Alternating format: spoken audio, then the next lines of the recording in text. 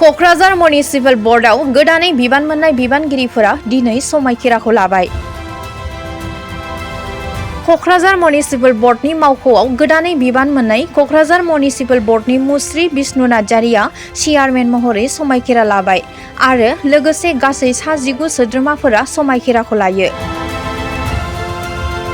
बे हाबाफारियाव बिटिसिनि मावफुं सोद्रोमा मुस्रिमा मुनमुन ब्रह्म एमसिएलए, धनेश्वर गयारी एमसिएलए, जुबिराज बसुमतारी आरो गुबुन गुबुन बिबानाव थानाय सोद्रोमाफोरा बाहागो लादों। क'क्राझाराव मावनांगौखिनि जोंहा जि खामानि दङ क'क्राझार टाउन हिसाबै आरो बेखौ आपग्रेडेशन जि खालामनांगौनि थाखाय जों सिन्था सरसा खालामदों। बेखौ दिनैनि जे फुल प्लेजेड कमिटि जों दाबाय, मिउनिसिपालिटि बर्ड दाबाय, बे कमिटिनि जरियते जोङो मावफुंनो हागोन होननानै आं मिजिंथियो।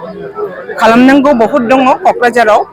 जवा 5 बोसोराव जेखौ खालामफुंनो हायाखै, जे जिनिसा जायाखै, जे जिनिसखौ स्टप खालामदों आरो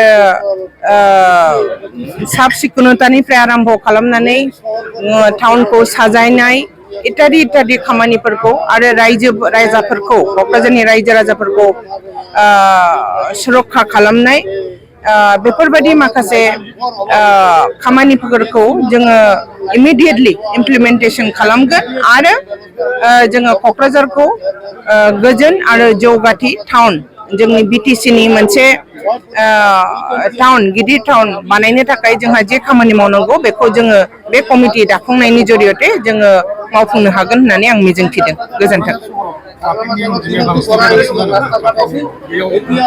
ट्राफिकनि थाखाय जों इतिमध्ये माखासे खामानि मावनांगौलगिया दङ।